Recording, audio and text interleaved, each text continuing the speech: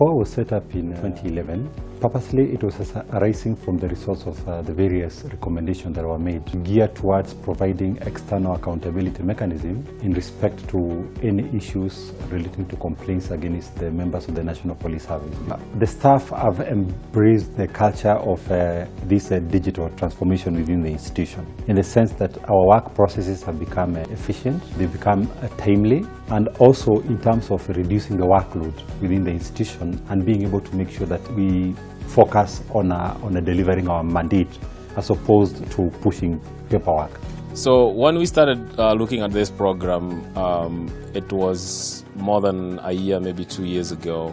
We started with IPOA from the very beginning with requirements process, which took about 3 or 4 months to go through the requirements. We wrote up everything that they needed. We gave them ideas of what we have seen before in other governments around the world. And after that, we came up with a design which the IPOA users approved of.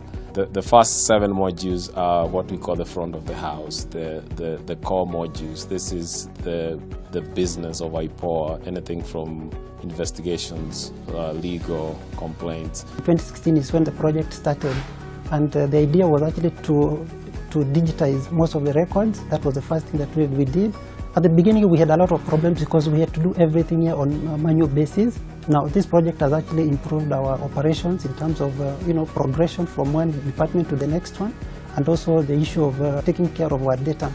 Through the implementation of the project, we had dependencies and challenges we had stalled in the progress because the users were not fully aware of how the process will be. For the contact center, this has been set to be used by the complaints officers through a toll-free line, getting calls from the public on complaints and also inquiries on existing complaints that they have lodged. These involve changing the whole telephony system of IPOA from the existing system to new Cisco IP phones.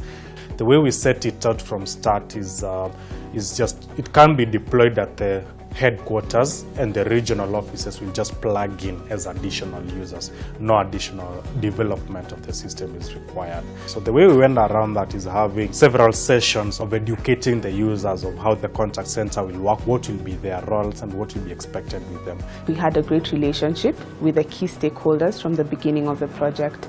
So our relationship with the board, the management team and the staff was very, very important. But most importantly, with the leadership of IPOA. So having the board drive this change and encouraging the staff to use the system to the point where the system is being used to appraise staff. Involving them at every stage of the project also helped them to embrace the change, keeping them updated. Communication is very key in a project, so as long as users know at this stage you'll be collecting requirements, at this stage you'll be doing a prototype. We included them in the big competition where they were naming the project. And we got the name from the staff. We did not impose a name, so that also made them feel that this is their project, it's not our project. The assumption with the system that came before ECM was that only complaints were recorded. Investigative complaints were never taken into account in the system. So the assumption was if the complaint was not in that system, then it was with investigations. With the coming of the ECM, we've gone over that. It now becomes easy to be able to locate, to be able to follow up, and to be able to even retrieve records for clients. The system has meant the work of the director to be easy in terms of tracking the information that we are able to gather. It has also meant the work to be a bit neat. When we look at the information around police premises, you can get all kind of details from the system. With the online system, it has made feedback to the client faster, and it has cut down our feedback time from 2 weeks to 1 day. It has also improved synergy within the departments. The complaints can be sent online to whichever officer is dealing with it. It was very difficult to track the cases. However, now it has made it very easy to be able to assess and actually tell where a case is.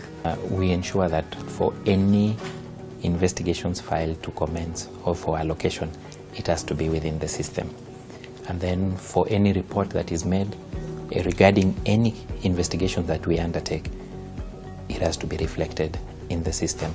So there would be no file and no movement of any case or any investigator involved in any case unless that file or case file is reflected in the system. We are actually able to process the complaints very fast. We are also able to track all the complaints as they progress from one department to the next one, particularly from complaints going into investigations, going into legal. It's very easy also to get the statistics to know how many complaints we've covered so far, how many cases have gone to ODPP, and also how many cases are actually gone to the court. For IPOA, we had the support of the board. We had almost monthly meetings with the board to give them progress and to get guidance from them and decisions on aspects of the project. The management team as well of IPOA has been supporting. Our team has really embraced the system. All our roles are done in the system. We have a very positive attitude towards the system, and indeed there have been ambassadors to other departments in showing how it can help and improve the system.